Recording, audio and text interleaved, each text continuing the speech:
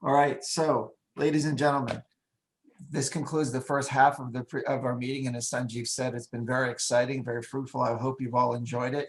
I will tell you that the best is still yet to come. I'm very excited for the next two sessions on post-thrombotic syndrome and pelvic venous disorders. We have wonderful speakers that are set up.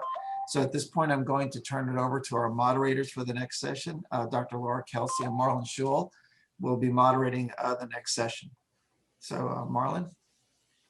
Thank you, Peter. And wow, what a session we just had with research that's coming out. And congratulations on all your achievements, Peter. It truly is amazing. As we all know, we've got an epidemic of thrombotic events, and these patients often come to us with complications related to this and poor education along the way. So post-thrombotic syndrome really does affect patients' quality of life, and we're fortunate today to have giants in the field of thrombosis management. Our first speaker really needs no introduction. Dr. Neil Kilnani should be known to all of us. He led many areas of SIR and also the American Vein and Lymphatic Society, including now taking the helm of ABVLM as we work to consistently raise the bar of education for those that are practicing in this field. Neil will be discussing the incidence and progression of chronic venous disease. Welcome, Neil.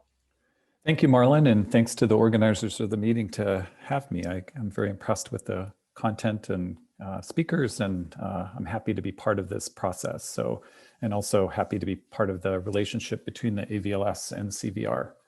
I was asked to talk about progression of disease, and I thought I'd frame it in a specific way. I have no disclosures.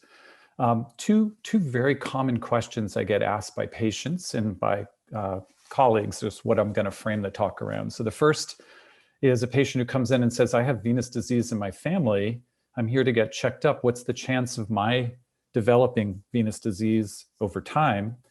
And what we'll do here is go through some epidemiologic data to understand the incidence of chronic venous disorders in patients who've never had venous disorders before.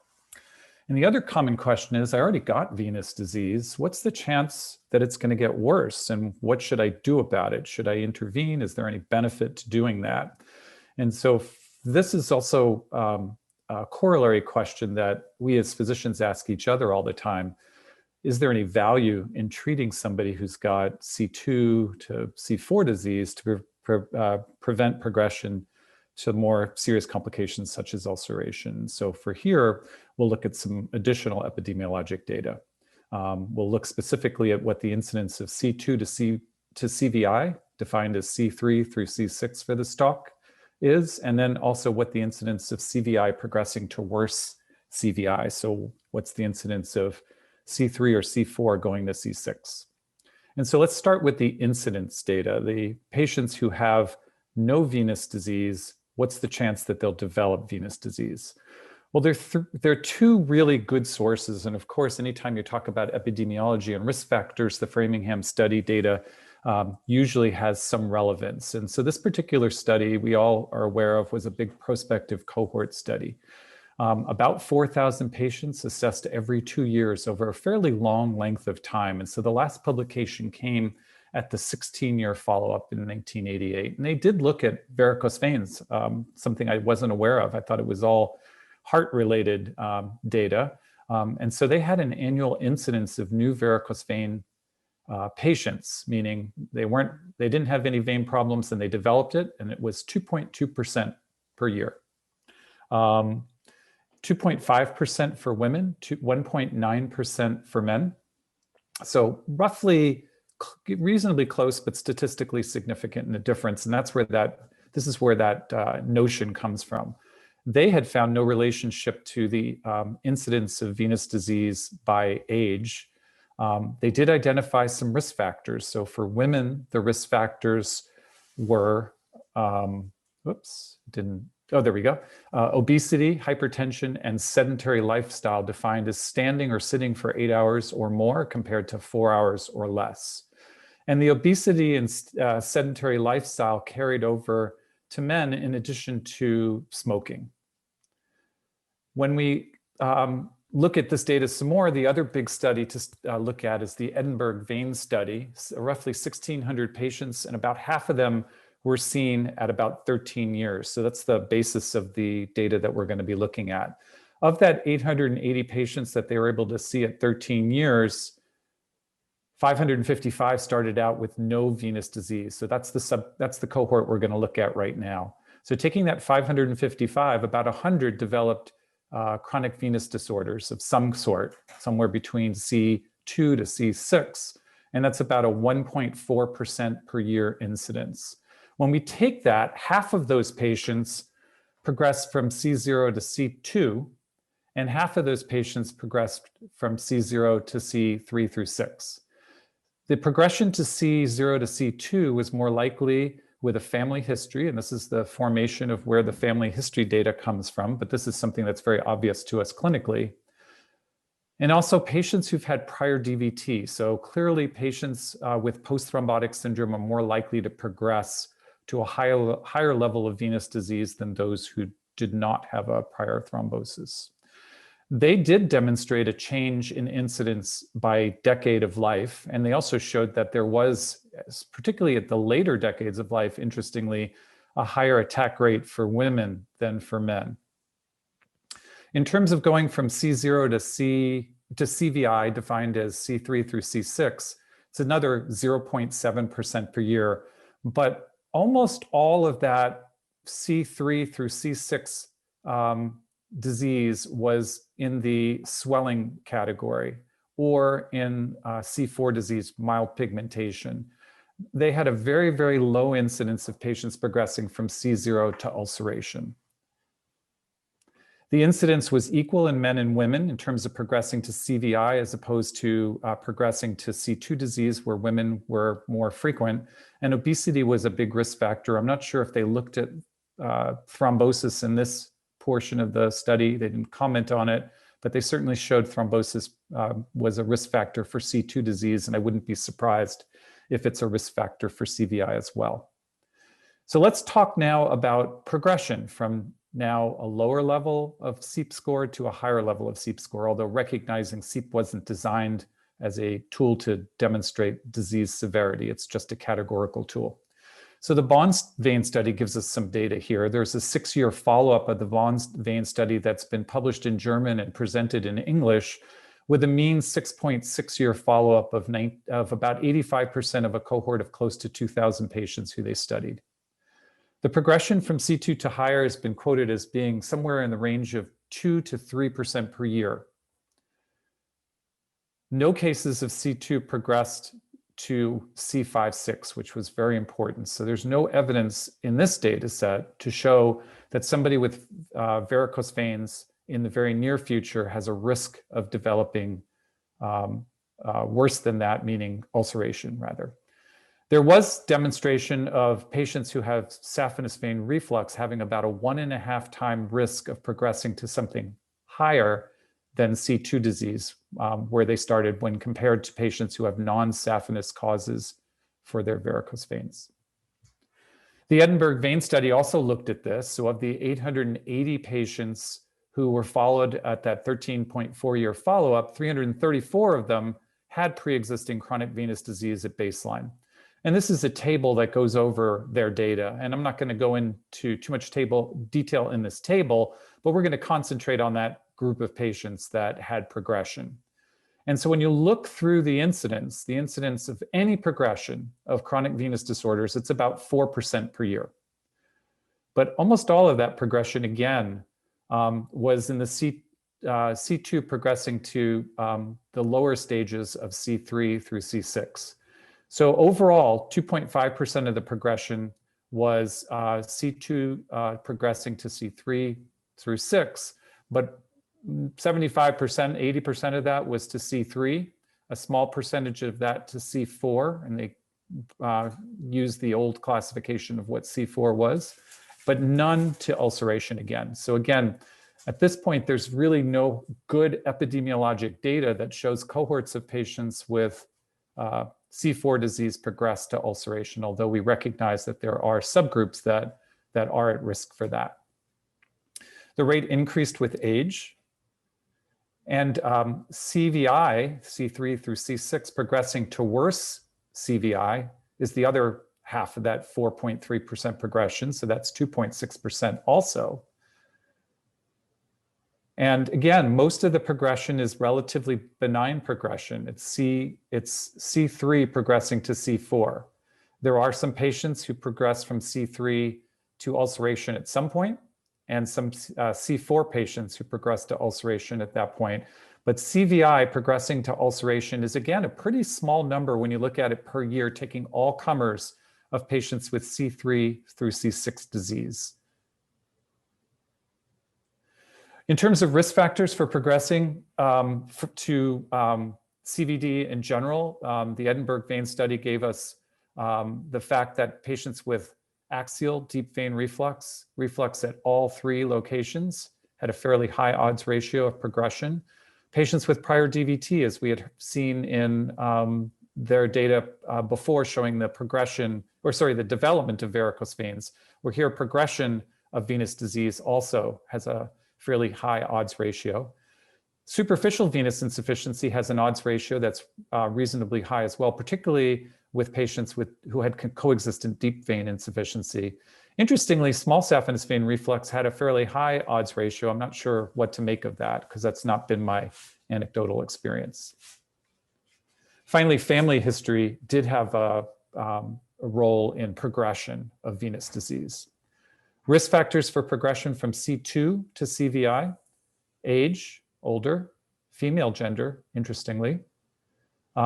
Let's look at some other data. So these are not big epidemiologic studies, but there's a study, a case control study performed by Nikos Labropoulos and colleagues in Illinois at the time, 5-year case control study, looking at patients who had primary CVD, so 50 limbs in 41 patients, patients who had post-thrombotic CVD, so first DVT patients, 41 patients, 46 limbs, and no venous disease patients, 15 patients, 30 limbs.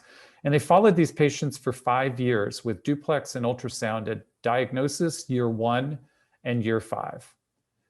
What they found is that new skin changes, so C4 disease specifically, occurred in 24% of the post-thrombotic patients, or 5% per year.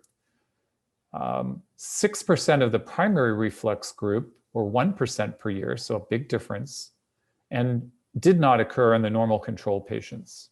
And when they looked at the subgroups, the ones who are most likely to progress, it was patients who had persistent obstruction and reflux together, as well as in patients who had multi-segment DVT originally.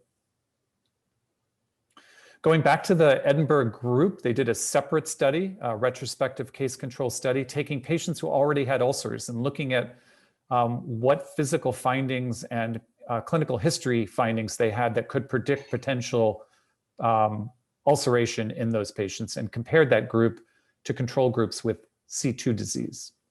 And what they found is that the patients who had ulcerations compared to the patients who had just C2 disease, the associations that were found with ulceration were prior lipodermatosclerosis, or I shouldn't say prior, pre-existing or coexisting lipodermatosclerosis, corona phlegectasia, and eczema, so more advanced forms of C4 disease.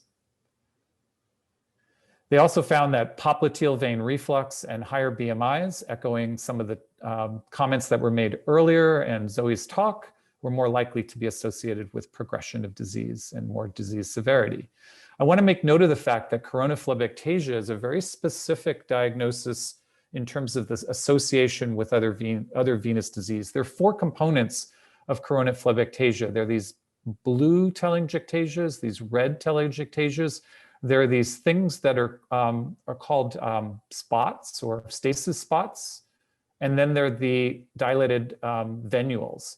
The 2 things that are associated with advanced venous disorders in other studies were the blue telangiectasias and the stasis spots. So these veins that we see, these venulectasias and the red telangiectasias, are not associated with venous disease. And the best demonstration I saw of this was from Dr. Uhl's study, where you definitely see a correlation between these 2 features and the severity of disease.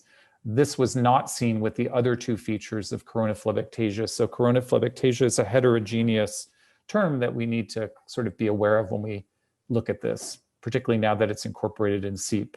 So to summarize, what's the data about developing venous disease? The data that we have from the Edinburgh study is that the incidence of new varicose veins is about 0.7% per year, and that family history increased the risk of varicose veins. The incidence of new CVI in previously normal patients is also about 0.7% per year, but more than half of that is just to C3 disease. And the more advanced forms of venous disease, relatively still small for C4, and at least in the context of this 13-year follow-up, very low incidence of ulcer disease. And it's not family history associated. So although varicose veins are, CVI seems not to be. Obesity is a big risk factor. And the Framingham lessons are that there are risk factors for varicose veins. And for men and women, it's, well, for women, it's obesity. And for men and women, it's sedentary lifestyle and smoking for men. What's the best data for progression of chronic venous disorders to some worse form of chronic venous disorders? Well, we can look at the data from a combination of the Bonn and the Edinburgh study and say progression from C2 to worse occurs about 2.5% per year, with 3/4 of that going to edema and only 1/4 of that going to skin changes. No cases of ulceration looking at that data. So it's hard, at least from a data point of view, to make the recommendation to a patient that intervention at the C2 level is going to mitigate the likelihood of ulceration, although with more studies and more time, that may be demonstrable. Saphenous vein reflux are more likely, patients more likely to progress than non-saphenous related C2 patients. And then also progression from C3 to 4 to venous ulcer occurs at a relatively low rate per year, 0.4% per year. And the risk factors for progression include lipodermatosclerosis with the highest risk factor, although there's no data currently that shows that intervening at the lipodermatosclerosis level has any clinical benefit to the patient in preventing ulceration in the future. Again, something we intuitively think, but we haven't proven that yet, so be aware. Same with coronaphlebic-tasia, particularly now that it's in our C4 scale, we need to be aware of that that the stasis spots and blue telangiectasia are the most important things, and that clearly the major risk factor that we should be concerned about is the prior multisegmental DVT patients. Those are the ones with the biggest risk factor. And elevated BMIs, as Zoe pointed out earlier. So I'd like to thank you all for inviting me to this session. It's been wonderful, and I appreciate the relationship that's been growing between our organizations, and I look forward to hearing the rest of the talks. And I'll turn it over to the moderator. Thank you, Neil. That was a great review. I'm going to introduce Laura Kelsey, General Surgeon, a true Michigander. She's been with CVR for 5 years to date and is the Regional Medical Director of Western Michigan. Laura has had a longstanding interest in thrombosis and thrombosis research, and she's going to discuss today the role of anticoagulation in PTS prevention. Thank you, Laura.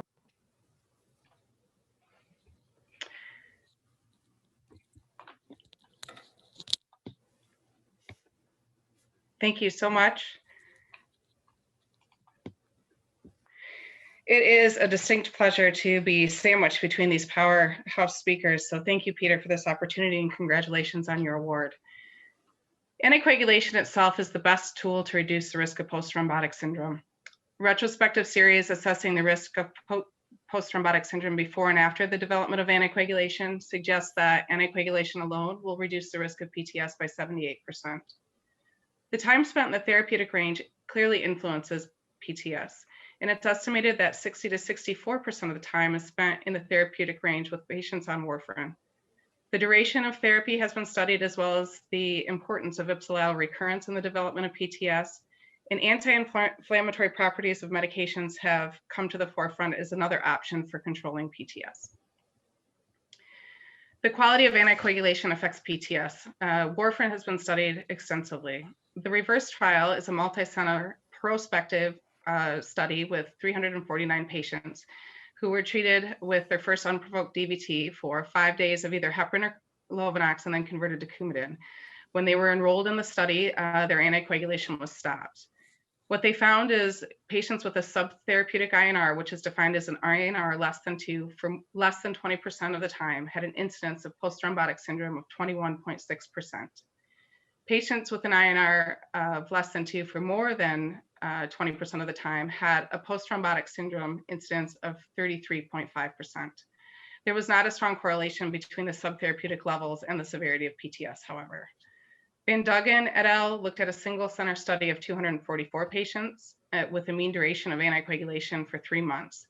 He found that 30% of the time was spent in the subtherapeutic range on average. The odds ratio for development of PTS was 1.9 if the INR was less than 2 for less than 30% of the time, but the odds ratio was 2.7 if the INR was less than 2 for more than 50% of the time. Ziegler et al. Also looked at the quality and duration of compression and anticoagulation. They had 80% of their patients had post-thrombotic syndrome. The mean follow-up was 6.6 years. And they found that patients without strict regulation of therapeutic anticoagulation exhibited worse clinical outcomes, such that severe ulceration, severe PTS, which is ulceration, spent about 50% of the time out of the range, while stage 1 and 2 patients spent 24% of the time out of the range. In their study, ipsilateral recurrence rate was 16%, and this was associated with more severe post-thrombotic syndrome, pushing the focus back to prevention of recurrence. The first 4 weeks appear to be crucial in the development of post-thrombotic syndrome. Sustained thrombin generation in the first weeks can retard clot lysis and stimulate connective tissue growth, leading to persistent fibrotic occlusion and venous damage. The VITO study, which was published by Khanh, looked at the presence of symptoms after 1 month of a DVT diagnosis as a predictor of subsequent post-thrombotic syndrome. Patients with mild symptoms at 1 month had an average Villalta scale of 2 points higher, where severe patients had an average of 7 points higher at 7 years. So it's clear that early therapeutic anticoagulation is crucial. Low molecular weight heparin and the DOACs achieve sustained therapeutic levels within hours of treatment and don't require careful monitoring. Low molecular weight heparin has been studied extensively. The HomeLight study was done by Hall, where patients with proximal DVT were actually randomized to low molecular weight heparin for 12 weeks versus usual care, which was the low molecular weight heparin for 5 days plus warfarin.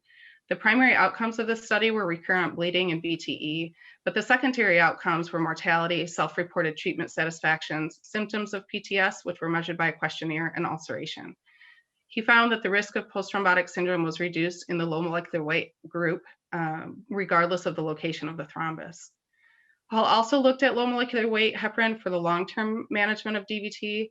This applies greatly to cancer patients who have a higher risk of recurrence and higher bleeding complications.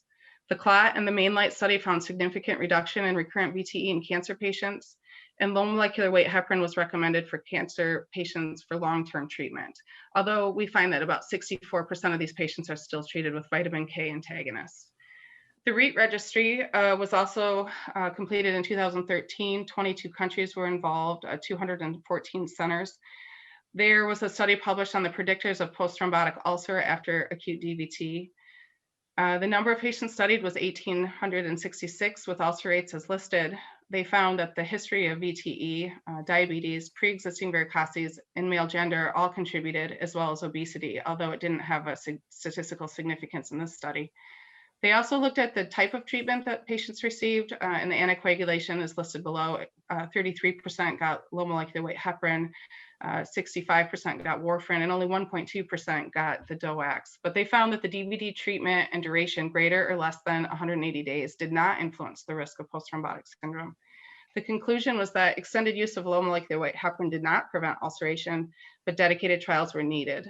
They suggested that the focus should really shift to prevention of recurrence, management of pre-existing CVI, management of diabetes, and weight loss. So post-thrombotic syndrome was not a primary outcome in the studies validating the use of DOACs for the treatment of acute VTE, but several retrospective studies have found a reduced risk of post-thrombotic syndrome in patients treated with DOACs. So warfarin versus rivaroxaban, Sogard and Einstein follow-up trial both found a trend towards reduction in PTS with DOACs, but it did not achieve statistical significance. Boutney in 2008 published on 309 patients with vitamin K antagonists to rivaroxaban for quality of life and self-reported post-thrombotic syndrome. He found that post-thrombotic syndrome was lower in the rivaroxaban group at 45% versus the vitamin K antagonist, which was 59%. And these patients also demonstrated an improvement in quality of life. Gerange in 2007 looked at 39 patients treated with warfarin, 61 patients with rivaroxaban. He looked at the Villalta scores at 23 months and found that rivaroxaban had a 25% incidence versus warfarin at almost 50%. The adjusted odds ratio in this study was 3.5 for warfarin. Coleman also used post-marketing scan claims from 2002 to 2015 and found that rivaroxaban was associated with a 23% reduced risk of PTS versus Coumadin. The Garfield trial is a great registry. They enrolled patients from May 2014 through January 2017. They're tracking these patients for 3 years. The aim was to record local treatment practices. The primary clinical outcomes were mortality, recurrent VTE, major bleeding, but they also did look at quality of life and post-thrombotic symptoms over that 3-year time. There were about 8,000 people that were started on oral anticoagulants alone, and you'll see a shift in the practice patterns where 60% in the study received the DOACs versus 40% with the vitamin K antagonists. The primary outcome of this study was that mortality was significantly improved in the DOAC group, and the rate of recurrence did not differ between the groups. Major bleeding appeared to be the same. So what about extending the duration of anticoagulation? Does that reduce the risk of post-thrombotic syndrome and improve quality of life? This was addressed by the EXACT trial. This study had 281 patients with unprovoked proximal DVT, and after 3 months of standard treatment, they were randomized to continue or discontinue. They were followed up with their Villalta scores were 5 and 5.9, and there was no difference in the quality of life. Stain also looked at the duration of 6 months, 6 to 12 months or greater than 12 months, and found that that did not seem to influence the risk of PTS. Schulman also did a 10-year follow-up of 6 weeks versus 6 months of treatment to show no difference in the risk of post-thrombotic syndrome, although the recurrence was lower in the 6-month cohort. So it's been concluded that extended anticoagulation should be offered on existing guidelines and calculators of VTE recurrence risk rather than the risk of post-thrombotic syndrome. To review the ACP guidelines, we divide provoked, unprovoked, and cancer patients. The provoked group, factor 10A for 3 months. The unprovoked, in terms of their higher recurrence rate, if their bleeding risk is low, long-term anticoagulation could be considered. In cancer, although we mentioned this before, low molecular weight heparin is preferred and it's extended over 3 months of treatment. We still find that a lot of folks are still using factor 10A antagonists. Aspirin is also recommended in those patients with an unprovoked VTE who choose to discontinue anticoagulation. It's clear that ipsilateral recurrence affects the post-thrombotic risk. This is a compilation of the studies done. Khanh published this in her Circulation article, showing the odds ratio and relative risk for ipsilateral recurrence in the formation of post-thrombotic syndrome. And again, protective effects of extended anticoagulation always needs to be balanced with the bleeding risk, but more studies need to look at the risk of post-thrombotic syndrome in these patients. And we can further divide provoked into provoked by surgery and non-provoked and cancer patients, which all have different long-term risks. So what about the inflammatory properties of low molecular weight heparin? We know that there's reduced vein wall inflammation with low molecular weight heparin.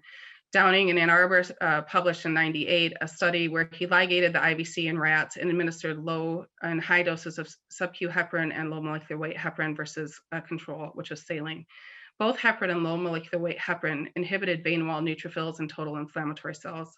Low molecular weight heparin at the low dose was the most effective in limiting neutrophil extravasation without causing anticoagulation. Other studies have shown faster endothelialization with Lovenox and reduced fibrosis. However, DOACs do not have the same chemical structure. They lack the glycan chains and therefore do not have the same inflammatory processes. When you look at the studies of low molecular weight heparin versus DOAC, Dr. Young did a study on, it's called the SELECT trial, which is an open center, multi-center open label trial with VTE and cancer patients, and they were randomized to warfarin or rivaroxaban. It was a 50-50 divide, so 406 patients were studied. He found that rivaroxaban patients had a lower recurrence, but they had a high higher clinical relevant non-bleed rate. Exciting is the pilot trial, which is going to do a head-to-head comparison of low molecular weight heparin to rivaroxaban in patients with acute iliofemoral DVT, looking specifically at post-thrombotic syndrome. So it's well known that there's a role of inflammation in post-thrombotic syndrome. We have an image of all the cellular mediators that are involved in thrombosis and how it progresses over time. This is also borrowed from Dr. Khan's article in Circulation, where there's both an acute and a chronic inflammatory component that lead to post-thrombotic syndrome. So the inflammation is thought to play a key role, and the vein thrombosis activates that inflammatory process. You have neutrophils, monocytes, macrophages, and this balance of cytokines.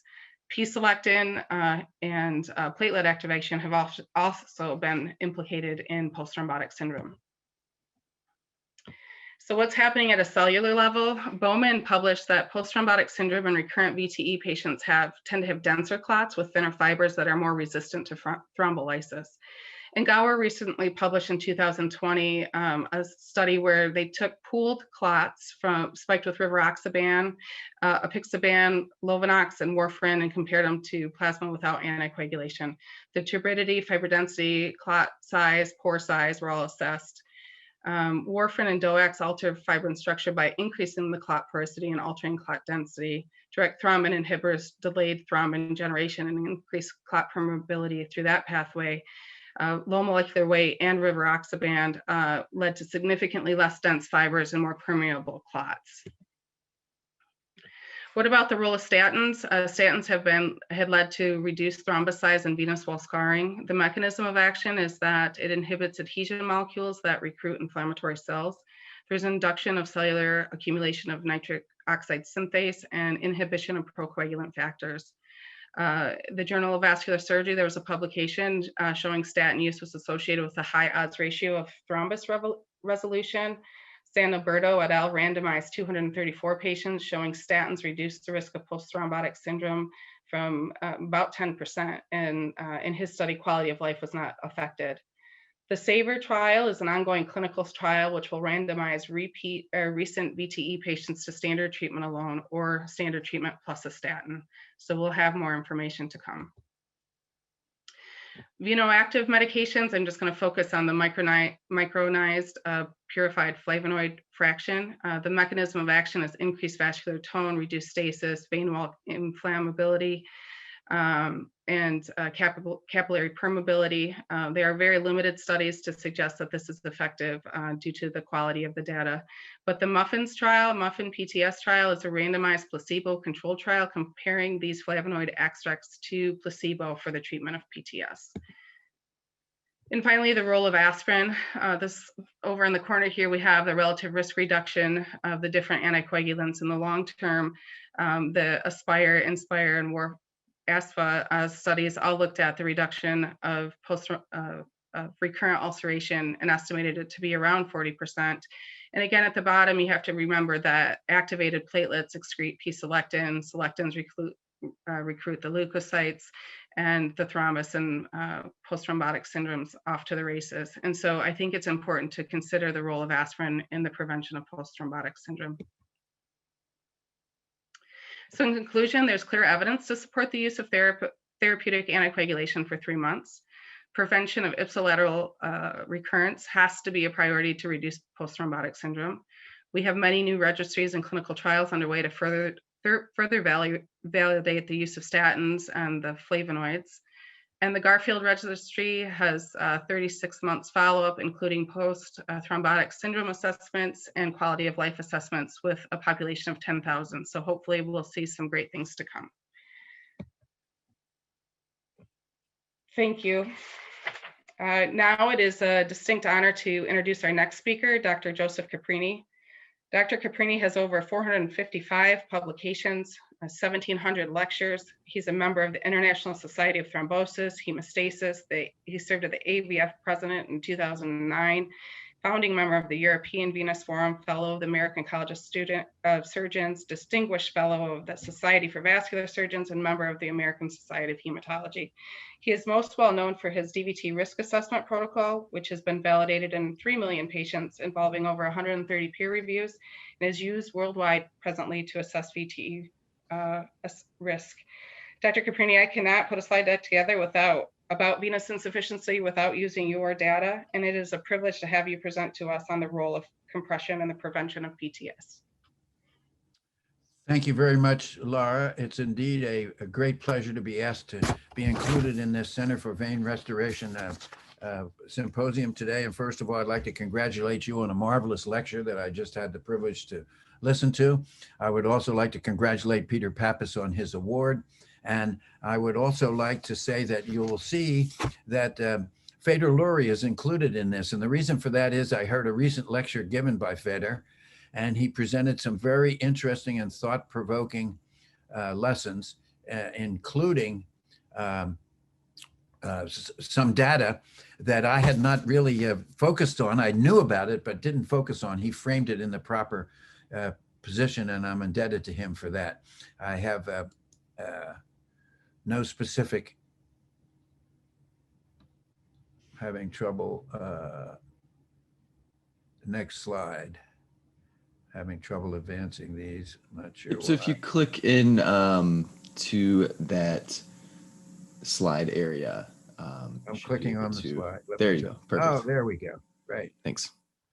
Okay, so we've known for years, those of us that see a great deal of patients with DVT, that it's very important to use compression therapy in whatever form the patient will accept, and that is very important in lowering the risk of the post-thrombotic syndrome. That was all well and good until 2014, when on the horizon came the SOX trial. And the question was, it showed no difference contrary to the previous small trials that were done. So did this SOX trial represent a game changer? At the time, many people thought that was a game changer. But as we move forward, and we see here's the nature of that report, that randomizing around 400 patients to each of two groups using a compression stocking and a so-called sham stocking, which is just so-called. We'll discuss that later. They showed no evidence of improvement or difference in the two groups, and the conclusion, therefore, was that external compression stockings did not prevent the PTS after a first proximal DVT. Hence, our findings do not support routine wearing of extended compression therapy after DVT, changing a little bit the results, because they were talking about the post-thrombotic syndrome. Now they're telling us that we shouldn't wear routine stockings. So this scenario was played out thousands of times, and here is the results of the trial. And what we know from that trial, from those of us that take care of a lot of patients, was that compliance after 2 years which was low, only 55% of patients using compression for 3 or more days per week. Half of the patients wearing stockings half of the time, many of us thought was not an adequate test. Patients did not keep a diary, and the authors relied on their questionnaire as to how often the stockings were used. Well, you know, what did you do last week, last month? How many days did you go out last week? How many days did you miss scrubbing your teeth, and so forth? Without a diary, it's pretty hard to reconcile all these events. And those of us seeing thousands of patients noted marked improvement in signs and symptoms once appropriate stockings are worn. And the scenario is that we thought it was a great disservice to these patients that it suggested they do not need to wear the hose. In fact, when patients are not compliant, their symptoms and signs reappear. We face these non-compliant issues in our clinic daily. Let's take a look at an example. Patient goes to the emergency room with a swollen, tender, painful leg, has a DVT, is given an anticoagulant, said, call your doctor on Monday. They call their doctor. The doctor says, well, I want you to see a specialist. They'll help us decide why you got the clot, how long you have to be on the medicine, and what we can do to prevent it. And so then the patient, about 7 or 10 days later, will come in and see me, and I'll say, gee, that's fine. How are your symptoms? Doc, they're terrible. That's one of the reasons I'm here. I'm taking this medicine faithfully every day. These brand new drugs are supposed to be terrific.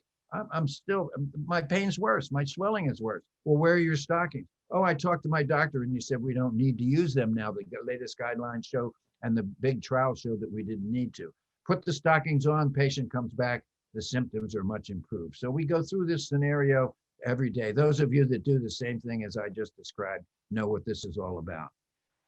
And in addition to that, does everybody who you prescribe a stocking to, are they able to wear it? Absolutely not. About 15 or 20% of the patients or more, they can't put the stockings on. They have difficulty taking them on and off without an applier. It doesn't work for them. It's confining, it's claustrophobic. So then we have to put them in something else, flat knit stockings, Velcro devices, teach them how to put stockings on and on. In the trial, nobody ever observed how well the patients could do don and doff their stockings. Critical measurements of the leg circumference, both initially and subsequently, were not done. The Ginsburg criteria and Villalta score do not at all quantify edema, since it's left to the discretion of the observer. Relying on the patient's word is a very weak index of compliance. Clinical experience would indicate that patients exaggerate their use of compression therapy. You gave them these expensive stockings, they're going to come back to you and say, oh no, we haven't bothered to wear them. Human nature at play. Since only half of the patients volunteer compliance at 2 years, one might say that this represents a fatal flaw. Now, I've been wearing hose and teaching compression for over 40 years. Actually, it's much longer than that. And I cannot imagine being not able to tell whether I was wearing a no compression stocking versus an appropriate compression garment. And I can tell you, I have had leg swelling. I have had a previous DVT. And so over the years, I've been very faithful about my stockings. And I've now got into my 80s. I find it is very, very difficult to put those stockings on and on without an appliance or a removal device. And I have used both and they work very, very nicely. But I can't imagine not being able to tell the difference between that, between those two stockings. And in the study, in the SOX trial, 59% of the patients, 87% of the nurses, and I'm sorry, 76% of the nurses and 87% of the site investigators didn't know what they were wearing, took a wrong guess at whether the patients were wearing active or placebo stockings, suggesting that they remained unaware of the treatment allocation. How is that possible? Feder-Lurie reminded us of the work of Hugo Parsh and Musti that provides one possible explanation for this apparent paradox. Progressive external compression stockings, where the pressure at the ankle is lower than the pressure over the calf, have been shown to be more effective than graduated compression stockings. Really heresy, except there's data to show that. And low pressure progressive stockings, where the pressure is greater in the calf than the ankle, have shown equal efficacy compared to high pressure graduated compression stockings to reduce swelling and provide symptomatic relief.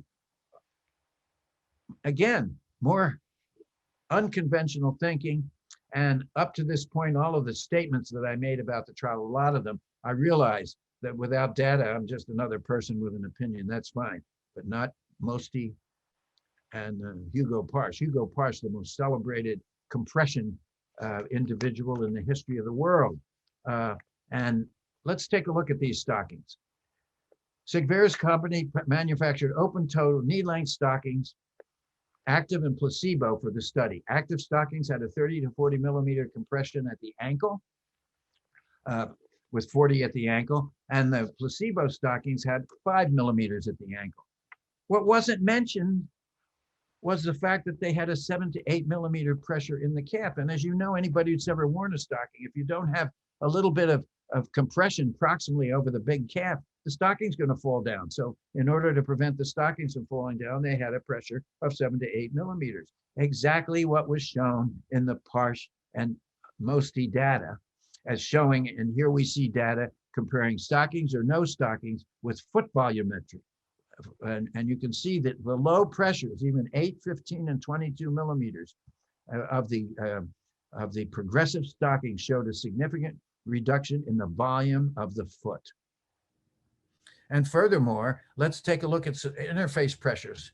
And these are in graduated compression stockings compared to progressive compression stockings of higher pressures.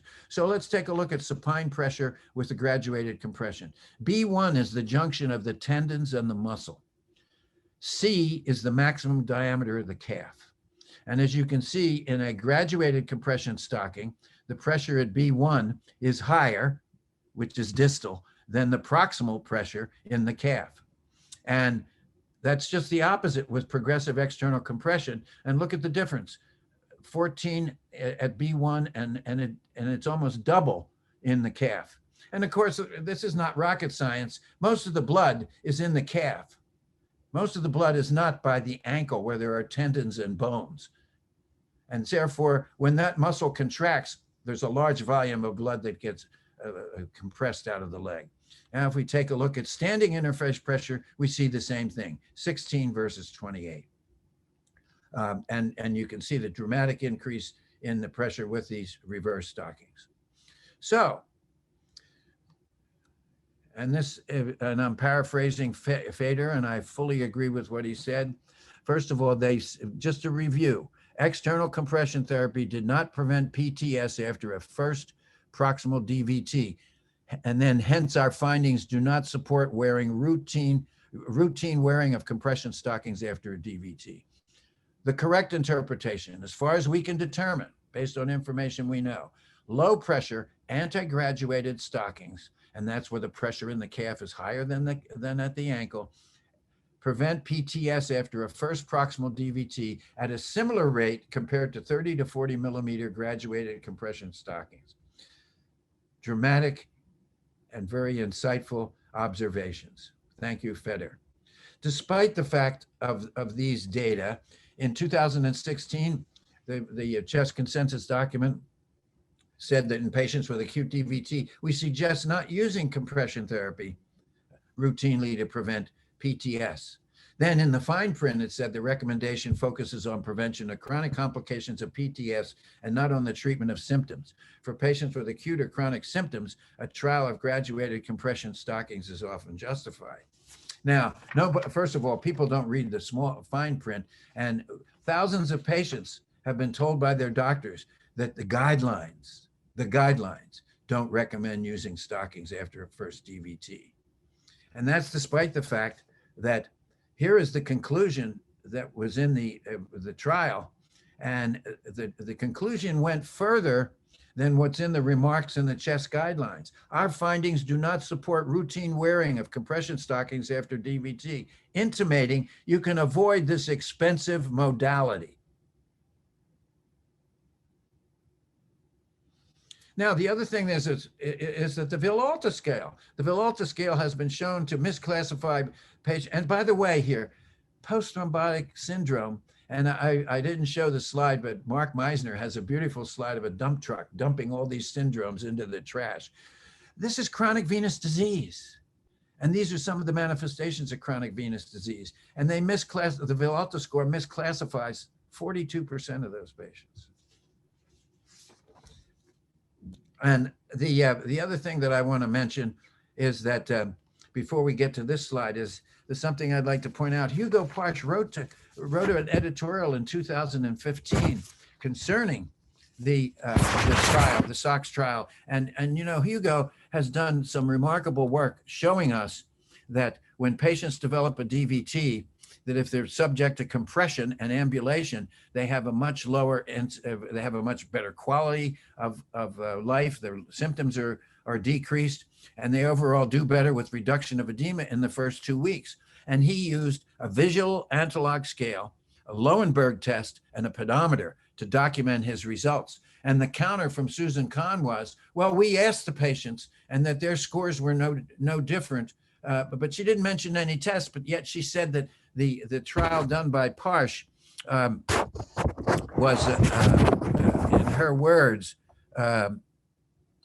because his study is open and endpoints are subjective, it is highly susceptible to balance. What is subjective about visual analog scale, Lowenberg test, and a pedometer? Your witness, Your Honor, no further questions.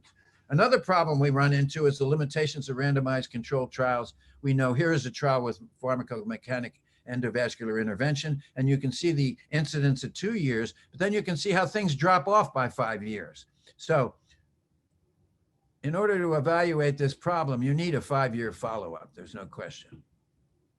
Now, there are some other interesting studies, and this was a very interesting study which showed that the use of deep venous thrombosis in patients with deep venous thrombosis treated with anticoagulants and received stockings. Look what happened at a year.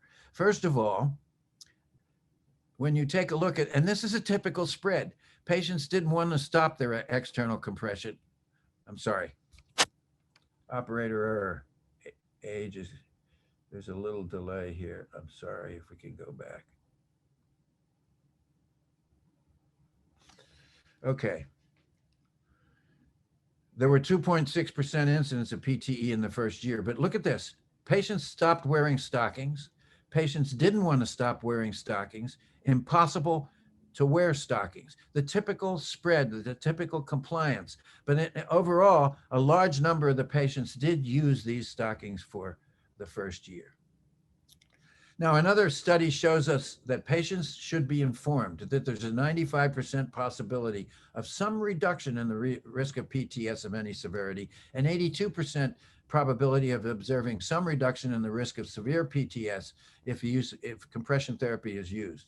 They acknowledge that large benefits are unlikely, and the probability of reducing the odds of any PTS by half is 50%, and the probability of reducing the odds of severe PTS by half is 16%. So in conclusion, compression therapy should be used for the prevention of secondary post-thrombotic disease after DVT. Best practice. Modalities including graduated compression stockings, progressive compression stockings, and using pressures tolerated by the patient are important modalities to consider. We also have to consider, and I don't have time to talk about them, but there's flat knit stockings, there's Velcro devices, and there are other strap devices that have hooks instead of Velcro that all offer advantages to the pertinent patients. And there's a whole spectrum of compression devices that have to be fit to the whole spectrum of human conditions and sizes and shapes and comorbidities, people with arthritis and so on and so forth. It's a big, big situation. Careful stocking fitting, application, and removal techniques are imperative for proper compliance. You got to watch the patients putting on these devices, help them, show them how to use devices. And if you go to my website, I have videos that show some of the devices that I thought were very important and that I've used personally for years. Velcro compression is very, very important and often underused because it's so-called expensive. But how expensive it is to take care, of complications of the post-thrombotic disease and chronic venous insufficiency. Immediate compression to control the patient's swelling and discomfort associated with symptomatic DVT is a necessity to prevent chronic changes. Compression therapy should be used for treatment of C3 to C6 chronic venous disease of any etiology, has been mentioned before in this symposium and has been mentioned by all the venous authorities. SEEP classification is very important to quantitate chronic venous disease. There's urgent need. Now, this is not to say that we have all the answers. There is urgent need for randomized controlled trials that use the appropriate definitions, SEEP, appropriate severity measures, VCSS and quality of life scores, appropriate follow-up time, 5 years, and appropriate outcome measures, including objective measurements, including duplex ultrasonography. So I'd like to thank everybody for the privilege of presenting these data, and I look forward to a lively discussion. Thank you so much, Dr. Caprini. It's always a refreshing, if you will, time as you review all this, and we all know your passion for compression. So thank you for bringing all those details, and we'll look forward to some more questions. There aren't many questions that are coming up, so if you're out there and you've got questions about the talks that are being provided, by all means, please start typing those in the Q&A. As we move on to Dr. Camarada, he is the medical director of Innova Eastern Region Heart and Vascular Institute. He is well known to us for all of his passion in VT management and intervention. if you look at his peer-reviewed manuscripts, he's got more than 180, more than half are VTE related, and nearly 40 randomized controls or meta-analysis. He is, again, another giant in DVT management, and look forward to hearing what he has to say when it comes to does catheter-directed thrombolysis prevent BTS. Thank you, Dr. Camarota. Well, thank you so much for that introduction. And Dr. Lakhanpal, I just want to congratulate you and your team on your fantastic accomplishments, tied in with very good quality. And the heartiest congratulations to Peter Pappas for the recognition of his enormous stimulus that he has provided to research and education in vascular disease. And we're very pleased that we have an opportunity to work with his fellows. So here are my disclosures.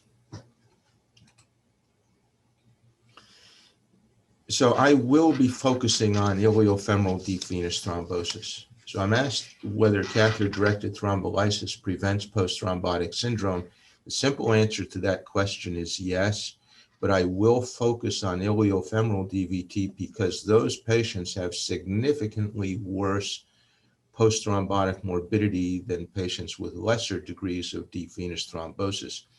But I also will show you that not all iliofemoral DVT patients are the same, and we need to recognize that. We are going to focus on the drill down on the data in the ATTRACT trial, which I still think is the best randomized trial that supports the use of catheter-directed thrombolysis for iliofemoral deep venous thrombosis.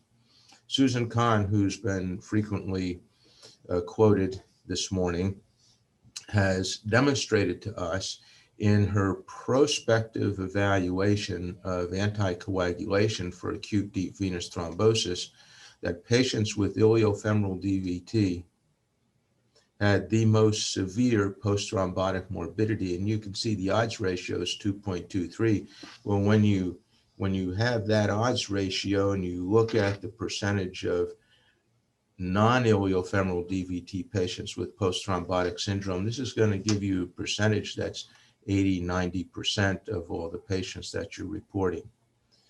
Now, Nikos Lorbopoulos did a physiologic evaluation of venous pressures and looking at arm foot pressure gradients, and there should be none or maybe 1 millimeter. And you can see the patients with iliofemoral DVT had the highest venous pressures, both at rest and after post-occlusive reactive hyperemia, than other levels of acute deep venous thrombosis. Bo Eckloff and Peter Quaverford, when they were performing venous thrombectomy for patients with iliofemoral DVT, actually measured compartment pressures in the anterior and the deep posterior compartments. And you can see how high these venous pressures are in the iliofemoral DVT patients with marked symptoms, signs and symptoms. Basically, they have a significant compartment syndrome, and you can see that postoperatively, after the venous thrombosis has been relieved and venous return restored, the postoperative compartment pressures are normal. So these are physiologic studies that actually show the reduction in venous pressure, and the basic underlying pathophysiology of post-thrombotic syndrome is ambulatory venous hypertension. This is the photograph of the ascending phlebigram of a young woman who developed acute iliofemoral DVT after a large operation on her spine, and you can see the hardware on her lower spine that was used to straighten out a severe scoliosis. And obviously all of the deep veins are occluded, and just to show you what we're dealing with is this distended common femoral vein. You can see the saphenofemoral junction, and you can see this thrombus in the vein that's distending it. It's under very significant pressure. And if we just watch, because this is so acute, the very high venous pressure will begin to expel that clot from the vein. And you can see with patients like this, there is a enormous amount of thrombus. And if that thrombus remains, it will form collagenous adherence and a collagenous obstruction. Here's the photograph 3 years post-op, and you can see that she's doing very well, despite the fact that she's on her legs most of the day as a hairdresser, and she has normal valve function and the veins are open. Now, it was interesting that in 2008, when I had the privilege of being on the ACCP guideline writing committee, we did recommend venous thrombectomy or catheter-directed thrombolysis for the management of iliofemoral deep venous thrombosis. However, the rules for making recommendation changed in 2012 and 2016, and the recommendations have all been downgraded from the 2008 recommendations, despite additional evidence supporting a strategy of thrombus removal. And they did recommend that anticoagulation be given over catheter-directed thrombolysis. But in the 2016 guidelines, the ACCP did not recognize iliofemoral DVT as a uniquely morbid condition, which I think it should be recognized as. But we do have guidelines from the American Heart Association, the SVS, the AVS, that recommend strategies of thrombus removal. And the question is, does a strategy of thrombus removal result in less post-thrombotic morbidity? And I believe the answer is yes, and I will show you the data from randomized trials. So we have 5 randomized trials that I will review with you. Now, the Scandinavian randomized trial was a trial randomizing thrombectomy combined with a temporary AV fistula versus anticoagulation alone.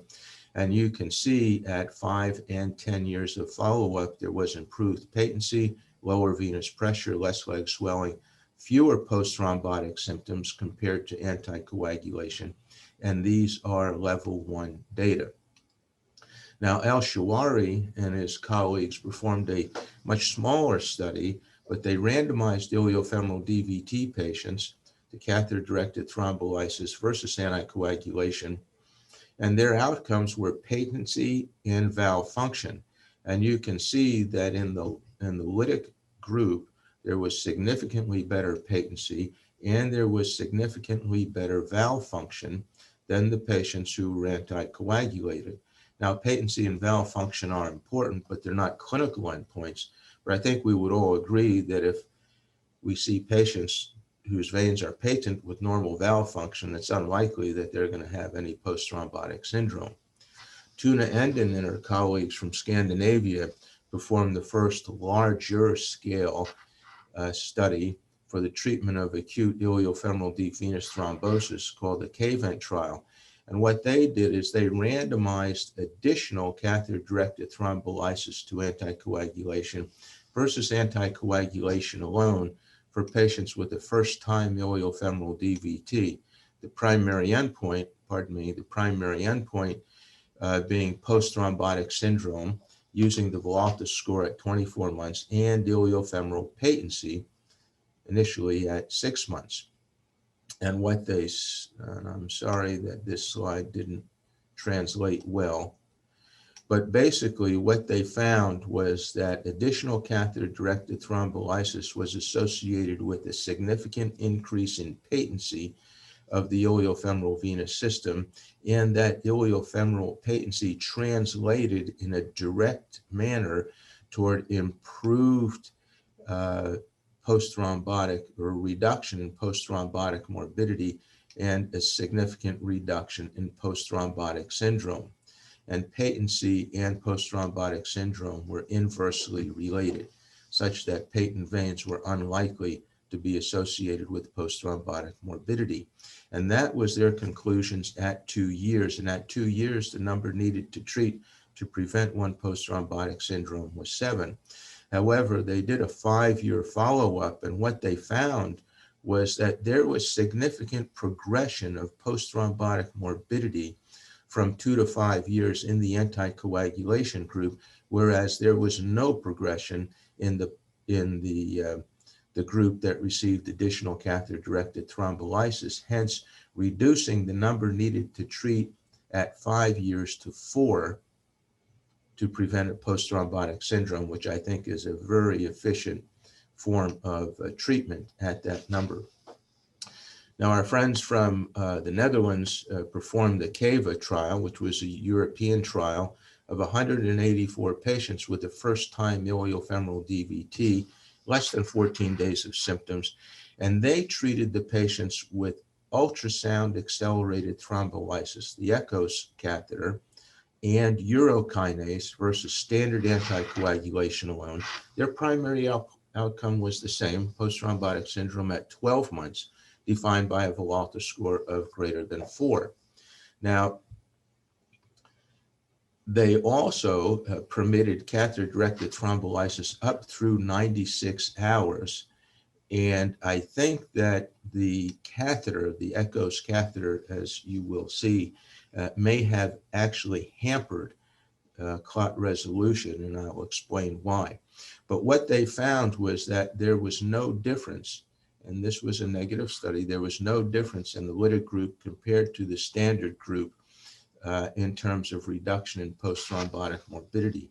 But there was so little post-thrombotic syndrome in their standard anticoagulation group that when compared to other randomized trials, their standard anticoagulation group did better than the CDT results in the other randomized trials, which is a very interesting observation. It is worth noting that 26% of their patients randomized to ultrasound accelerated thrombolysis were discontinued after the venogram at 48 hours showed no lysis or inadequate lysis. And there was no difference in the severity of post-thrombotic syndrome between their treatment groups, but there was a significant increase in complications in the lytic group in their series compared to the standard treatment group, as you can see. And there was no improvement in quality of life at 12 months by any of the quality of life indices that they used.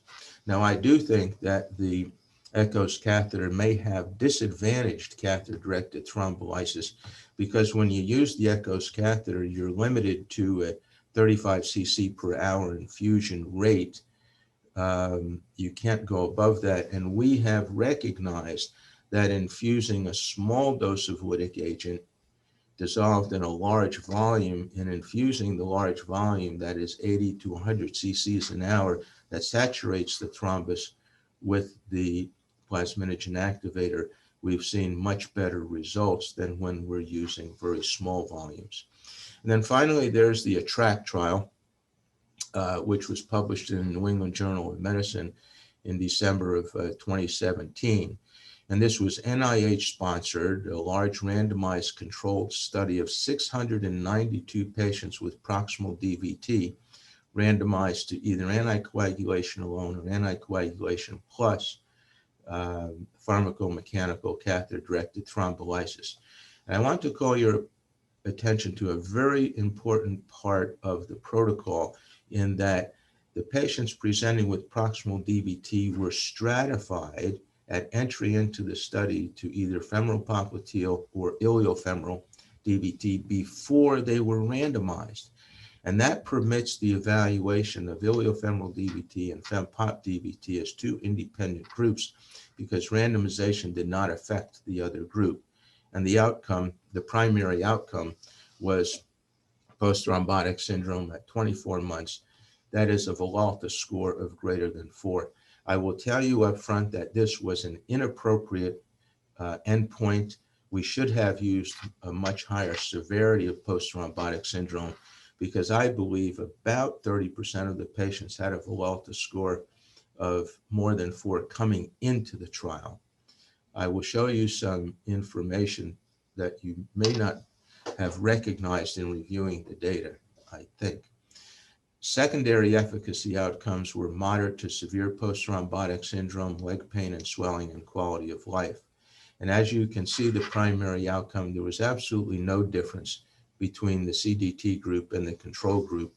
there was an increased risk of major bleeds of 1.7% versus 1.3% in the control group. Pardon me, and I think these results reflect the severity of the disease at entry into the trial. And I'll show you what I mean by that in a second. But I think as we look at our clinical practice, all of our catheter-based strategies are basically focused on patients with iliofemoral DVT. And we're going to look at the difference between FEMPOT DVT and iliofemoral DVT in the ATTRACT trial. In the ATTRACT trial for acute FEMPOT DVT, there was no signal of benefit from catheter-directed thrombolysis, but there was an increased risk of major bleeding at 3% versus 1.8%. However, I do want to call your attention to the fact that in the FEMPOT DVT patients, 24% of the patients had a normal Villalta score coming into the trial. So they've reached their primary endpoint before treatment began. And I think we should have had a threshold of severity of patients coming into the trial. Now, we also performed an analysis of the patients with acute iliofemoral DVT, and there were 391 patients with iliofemoral DVT, same primary endpoint, same secondary endpoints, and this same primary endpoint that you can see there was no difference in CDT versus control patients with iliofemoral DVT using the Villalta score. However, if we were to have used the venous clinical severity score, and that was a major discussion during the construction of the protocol, we would have met a primary endpoint of a significant benefit of catheter-directed thrombolysis versus anticoagulation alone for iliofemoral DVT if we use the venous clinical severity score. Very interesting observation. Now, the VCSS was a secondary endpoint. Let me also point out that in iliofemoral DVT patients coming into the study, there was 14% had a normal Villalta score and another 33% had a mild Villalta score. And it's difficult to improve upon that. And here are two patients that were considered for ATTRACT with iliofemoral DVT. The one on your left, the young woman with a clot extending into the common femoral vein that was non-occlusive, and the gentleman here that was referred with the phlegmasia cerulea dolens. This young woman was randomized to ATTRACT, and her Villalta score was 4 at entry, and she was randomized to anticoagulation, and she reached the excellent primary endpoint, whereas this gentleman had extensive iliofemoral deep venous thrombosis. We did not enter him into ATTRACT because we thought it was unethical to potentially treat him with anticoagulation alone. You can see his outcome was excellent, and he would have met our primary endpoint very nicely. And such differences are likely to have impacted ATTRACT. But you can see there was a significant reduction in Villalta score with PCDT compared to control. There was a significant reduction in moderate to severe post-thrombotic syndrome and a significant reduction in severe post-thrombotic syndrome. And those patients randomized to catheter-directed thrombolysis. And there was a mild increased risk of bleeding at 1.5% compared to 5% in the control group. Not statistically significant, but certainly point estimates show that there was an increase, but there was no intracranial bleeds. And I apologize for going over time, and I'm going to finish up right now. There was less pain, there was less swelling, and a much better quality of life in the patients randomized to catheter-directed thrombolysis. So I do apologize for going over, but I think the data of randomized trials do support strategies of thrombus removal, hence resulting in less post-thrombotic morbidity. Thank you.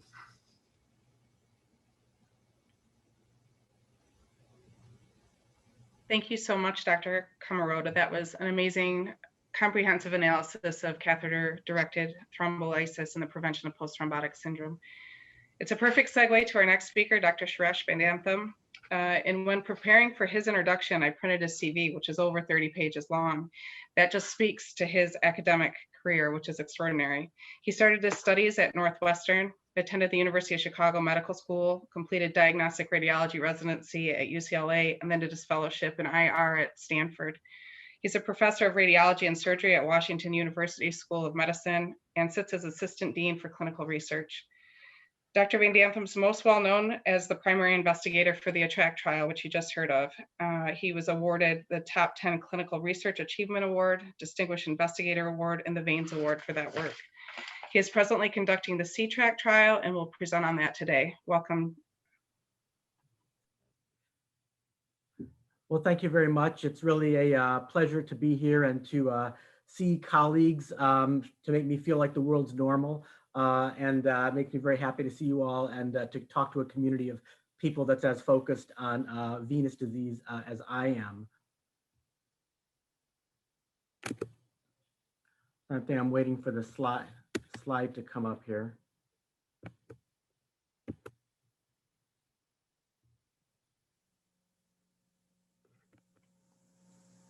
I think I'll need some help in moving the slide to the next. Just click on the screen twice and it'll move. Okay, sorry, thank you, got it. Okie dokie, one sec here. So I want to be very upfront about what I'm here for. I want to challenge this audience who I know cares so much about providing quality evidence-based care to venous disease patients to choose this study before just placing stents into people that present with post-thrombotic syndrome. I'm providing you a number of different ways to do so. We actually have an app that enables you to very quickly refer patients to this large, rigorous NIH-sponsored clinical trial. You just have to type CTRACT into your own smartphone's app store. And I really encourage you to do that because we need the help of the full community, really, of venous providers to get this study done. So as you've heard already, post-thrombotic syndrome is a condition that causes patients substantial harm and quality of life impairment and interference with their daily and work activities. For many years, we've been placing stents into the occluded iliac veins of patients with venous disease, including those with post-thrombotic syndrome. And in our anecdotal experiences and the experiences of preliminary studies, it does seem that stents have an effect that when you open up that iliac vein, patients' symptoms seem to improve, at least in the short time for which we followed them. Now, again, there's been no controlled quality, rigorous study to have really proven that this is the case in the long run. Here's the cases you can see here with an occluded iliac vein. You're looking at the kind of the common femoral vein where everything tightens up here and gets occluded. And then after stent placement, the veins wide open and the patient improved quite significantly when we saw the patient at about 6 months follow-up.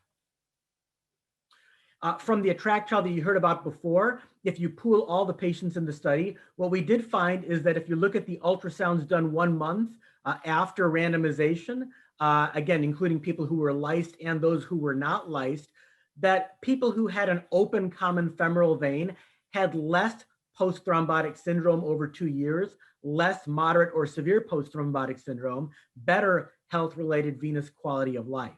And again, that supports the idea that an open iliac vein is important. Now, we have to be very careful though in saying that just because an open iliac vein is important, that does not mean that any intervention to make the iliac vein open is necessarily effective or the best thing to do, because the intervention itself may have consequences both for safety up front and also for the biology of the condition going forward. But certainly that's encouraging in terms of the overall hypothesis that an open iliac vein matters to a patient.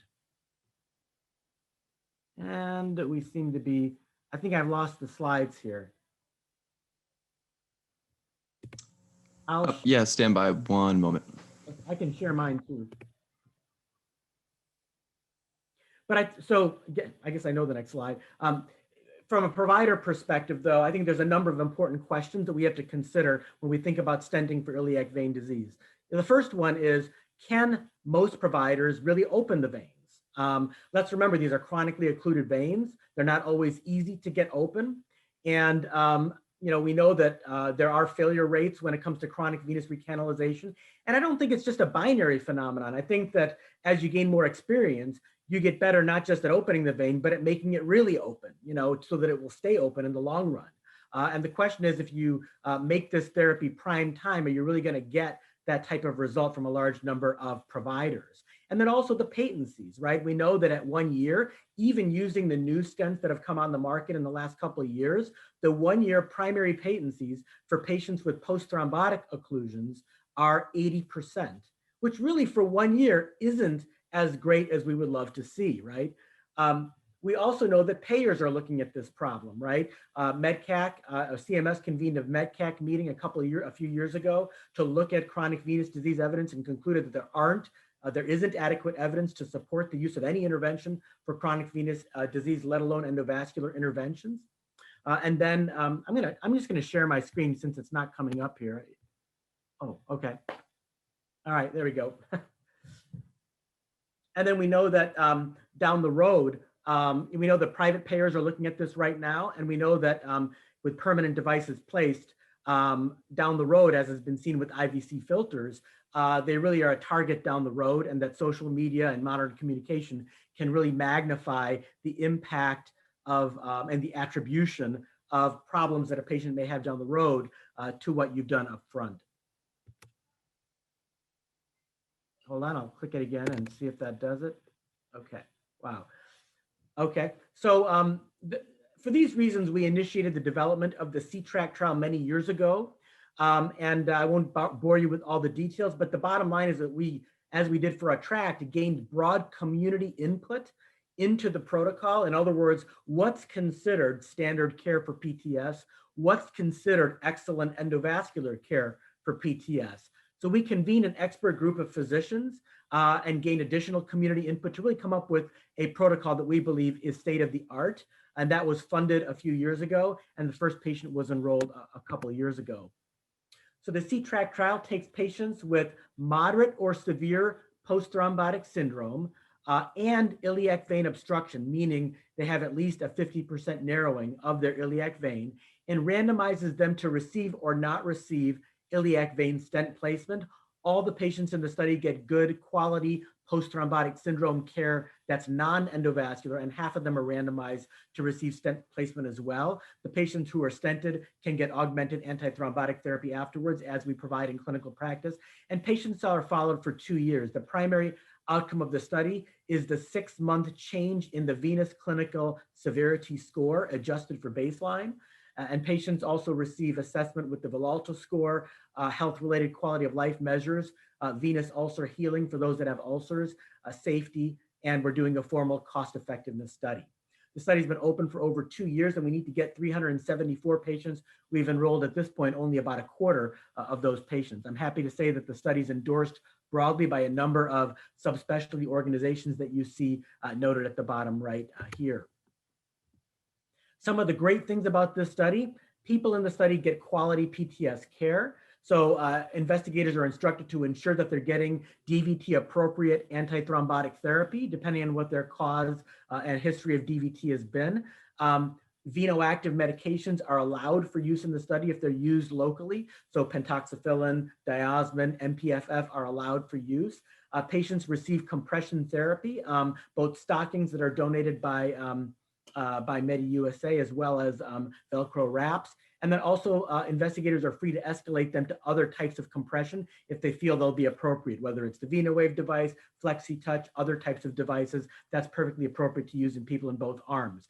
Patients also are required to be in a professional wound care clinic or ulcer care facility if they have a venous ulcer.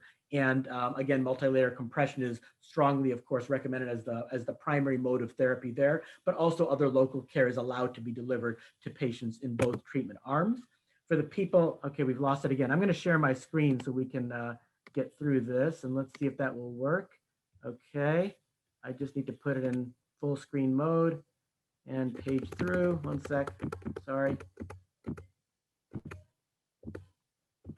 Okay, so for those getting endovascular therapy, there are study credentialed operators at every site. People who have poor inflow to the common femoral vein are excluded. Anyone who's had previous iliac vein stent on that side is excluded. Investigators are required to pre-dilate the vein extensively to the expected diameter of the stents. Any self-expandable bare stent of at least 12 millimeters diameter that's approved in the US for any indication that's made of either nitinol or elidolol is allowed for use. And right now we're really strongly encouraging use of the FDA approved stents. And IVUS is required both pre and post stenting in this study to make sure you've gotten a good therapeutic result at the end, and patients receive augmented antithrombotic therapy post-operatively. So what am I asking of providers? Well, first of all, I think we need to support the premise first and foremost. These are permanent devices. We don't have long-term follow-up. We don't have any controlled comparison against people that aren't stented. And so we have to admit that we don't really know what's best for people in the long run. And therefore, a randomized trial that minimizes bias is the most appropriate way to proceed here. I think that I'd like you to act now, please. Please download the referral app. Please consider routinely sending patients who you see with post-thrombotic syndrome for referral to the study, because we really need people to be enrolled. The app enables us to connect you with a nearby study site for the participant to make it as easy as possible. And it's completely HIPAA compliant and efficient to use. Literally takes you 10 seconds to refer as a patient. And again, we have been pleased that the American Venous Forum and the Society of Interventional Radiology have publicly endorsed a study before stent paradigm for people with post-thrombotic syndrome to support this clinical trial. And I hope that you'll all embrace this as well. In addition to helping this study succeed, this is a way that we can change the culture that we have in our venous community to really support the best care in the long run. I think that right now, we know that thousands of stents are being placed in patients. The one-year patencies aren't as good as we'd like to believe. Lots of the patients are younger. And I think that's not necessarily living up to what we would like to say are our values. I think that we really need to be getting the data before we expose patients to risks that may be enduring in the long run. Even if we randomized 1% of these patients that we see nationwide into this study, that would complete the study in just a year. That's really all we have to do. Can we do that much? Now, many of you may be concerned about the idea, well, what if they get randomized to the no stent arm? Well, let me tell you a little bit about this study. You know, again, patients in this study are seen by expert teams that provide multidisciplinary, multimodality PTS care.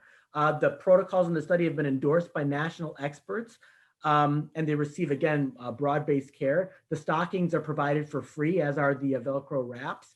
They get 2 free ultrasounds, and many of the clinical sites are providing free patient visits. If they get stented, they get independent safety oversight by a data safety monitoring board and an IRB. And if they don't get stented, and if the study is positive, they can get stented afterwards, right? And so it's a great way to help others while receiving an outstanding level of care. The NIH has contributed $12 million to the venous community to conduct this trial and get the data here. Rather than complaining about the fact that a payer wouldn't pay for our stenting procedure down the road, why not take this $12 million that we've been granted and actually get the data? We've got incredible opportunities now with DOACs and intravascular ultrasound and new stents to actually get the data. And so I think that this is our opportunity to make this happen. And I really hope that I'll have your support in doing that. Again, I'm going to put this up as my last slide here. Please do download this app, and please do start routinely referring your patients to this study. Thank you very much. Thank you, Dr. Vanantham. Yeah, I can see the importance of the recruitment, and hopefully we've got a lot of people that will heed this recommendation and see what we can do to help you build this data. We are a little bit over time. Dr. Kelsey and I would like to have a couple of questions asked of the panel. And Dr. Caprini, real quick, are you prepared to demonstrate a doffing? Okay, why don't we start with that? Dr. Caprini, you are muted.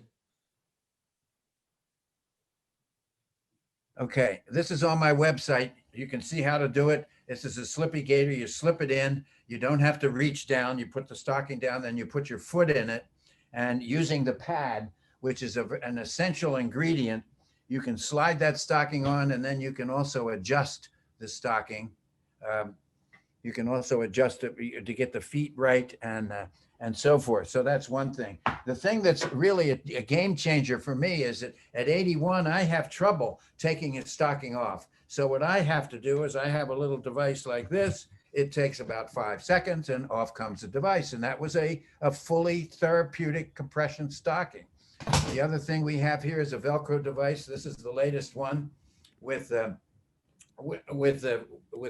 straps rather than the Velcro, because the Velcro wears out. This doesn't wear out. Very easy to take off, and you just take it off and put it on like that. And the thing is, somebody said you can't reach down past your patella. Well, then put your foot up on the chair. I'm not reaching down past my patella. The other thing is, people usually don't live alone. And so two cripples, one can get on the bed and the other can sit on a stool in front of them, and they can put that device on. Now here we have a liner, okay? And this liner has about 5 to 8 millimeters of pressure. And then on the other leg, I took it off, but I had a full therapeutic compression stocking. There is no way in the world I would confuse what I have on my leg. I don't want to monopolize the time. You can go to my website, which is Venous Resource Center on YouTube. And all of these videos are there and on my website. And I'd be happy to answer any other questions. I saw one quick, and you know, in the talk, we recommended that appropriate definitions in trials should be SEEP, VCSS, quality of life, 5-year follow-up, and duplex ultrasonography. So thank you very much. I'll be quiet temporarily. Thank you, Dr. Caprini. And obviously the education and your passion are greatly appreciated. So Dr. Kelsey, I think he answered the one question, okay? In a simplistic form, that question was going to be, would you recommend any changes to Villalta, or would you recommend RVCSS? And I think it's Dr. Caprini's assessment. Let's hear the other panelists. I mean, do we need anything else to Villalta, or is it just using the RVCSS to monitor these patients over time? Are we all in agreement? I would like to say that, you know, I think that, so there are pros and cons of the different measures that have been used. Personally, I find it a bit, when you consider the extensive study that's been done, a bit ridiculous, the idea that the Villalta doesn't measure venous disease. We only tend to comment on that when the studies are negative, but when they're positive, nobody seems to criticize it. I do think the biggest limitation, though, is the fact that during follow-up, we assess people 3 times in 2 years.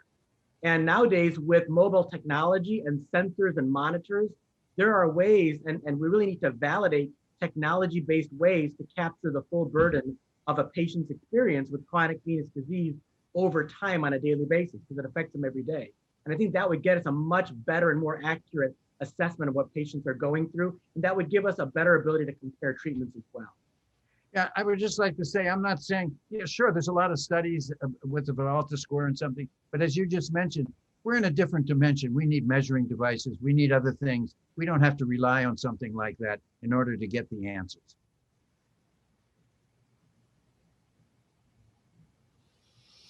Dr. David Heister had a question, if we can ask the panel, and it really dovetails into one of the articles Dr. Kelsey presented, and that was, given there's still limited data on the use of statins and PTS, which patients are you currently starting on statins? Is anyone on the panel currently considering statins in the acute phase of DVT? Marlon, I'll take a shot at that. I think statins are terribly underrated in their value in the management of patients with acute and chronic venous thromboembolic disease. And you can begin with animal trials. You can begin with the Jupiter trial that looked at venous thromboembolism, showing significant reduction in the onset of DVT and PE in patients. You look at the Netherlands pulmonary embolism trial, showing significant reduction in recurrence rates in patients on statins. So I think statins have a great deal to offer. We just need to remember that not only do they reduce inflammation, but they do have an impact on the patient's coagulation, a favorable impact. And I'm sure there's other pleiotropic effects, but yes, I have all of my patients with acute DVT, acute PE, and post-thrombotic syndrome on a statin, maximal dose. Give us an example. I mean, Marla, I'm going to take the prerogative of the chair to kind of end the panel session. Unfortunately, we're running a little behind. So I'd like to thank the speakers for this session. This was phenomenal. It's exactly what I was hoping for.